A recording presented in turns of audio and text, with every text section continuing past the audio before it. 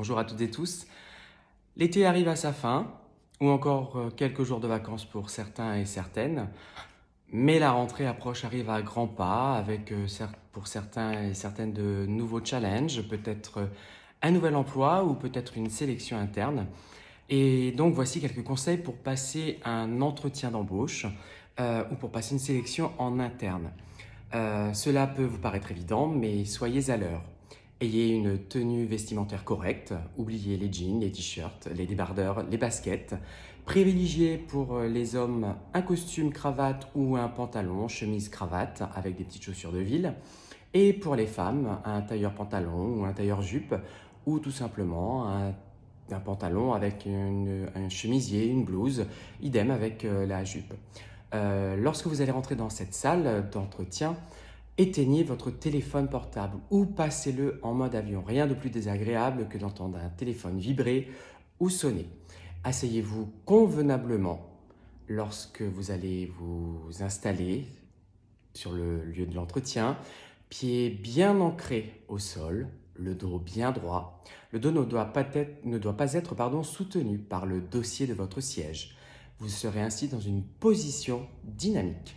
Si vous êtes stressé, essayez de ne pas le faire ressentir dans vos gestes. Gardez vos mains jointes, par exemple. Adoptez une attitude positive et ouverte. N'ayez pas peur de sourire. Souriez, n'ayez pas un visage fermé. Regardez votre interlocuteur dans les yeux, sans avoir le regard soutenu, ce qui peut être perçu comme un signe d'arrogance, d'un excès de confiance en soi et qui pourrait mettre mal à l'aise votre interlocuteur. Trouvez un juste milieu. A contrario, si votre regard est fuyant, cela peut être un signe de mensonge, d'un manque de confiance en soi ou que vous êtes facilement intimidable. En début d'entretien, vous allez devoir vous présenter. Votre présentation doit être construite et ne doit pas excéder 5 minutes. Maximum 5 minutes. L'idéal serait une présentation qui dure à peu près 3 minutes. Ayez un fil conducteur. Ne récitez pas votre CV. Vous pouvez faire une présentation par compétences, celle en rapport avec le poste pour lequel vous postulez. Vous pouvez inclure dans cette présentation vos goûts, vos centres d'intérêt et du pourquoi vous êtes ici en entretien. C'est un bon prétexte pour montrer sa motivation et son intérêt pour le poste et l'entreprise. Connaissez le poste pour lequel vous postulez. Ne récitez pas la fiche de poste, votre recruteur la connaît mieux que vous.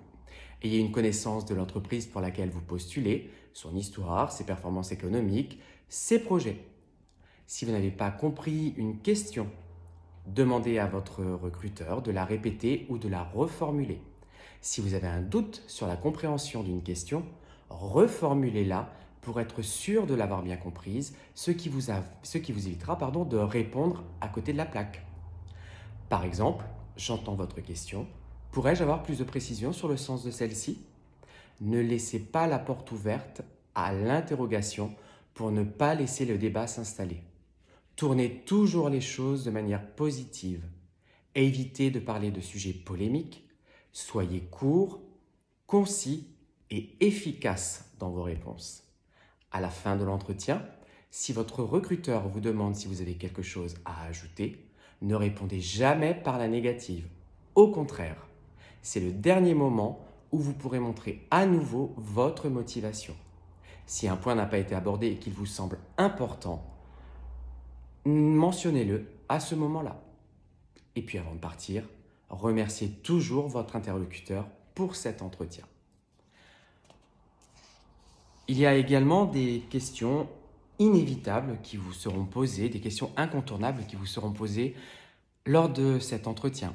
En voici quelques exemples pour pouvoir vous y préparer le plus facilement possible. Que savez-vous de nous? Quelles sont vos 3 qualités, vos 3 défauts? Pourquoi vous et pas un autre? Si vous réussissez cette sélection ou cet entretien, quelles sont les choses qui vous paraissent difficiles dans le poste? Soyez honnête dans votre réponse tout en rassurant votre recruteur.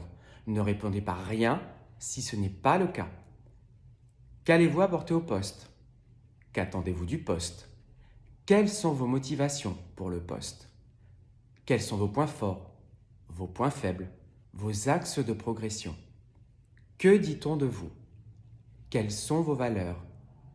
Parlez-moi d'une situation où, par exemple, où vous avez réussi à dénouer un problème ou une situation complexe, où vous êtes parvenu à mener un projet jusqu'au bout, où vous avez obtenu un échec professionnel. Autre question, êtes-vous prêt à échouer? Comment réagissez-vous face à l'échec? Où vous voyez-vous dans 5 ans? Quels sont vos hobbies? Pourquoi souhaitez-vous changer de poste? Pourquoi avoir attendu si longtemps avant de postuler?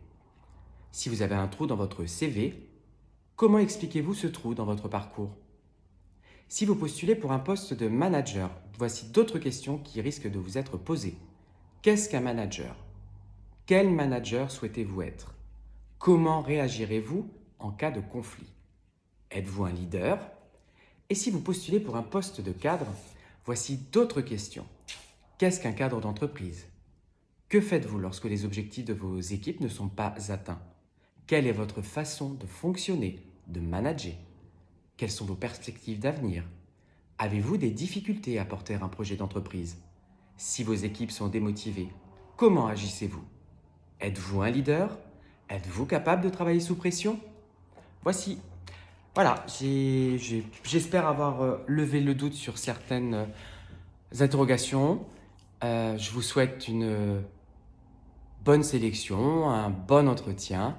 Et puis, à ces petits exemples, eh bien, n'hésitez pas à faire des séances de sophrologie pour vous détendre, pour vous préparer à cet entretien, à cette sélection.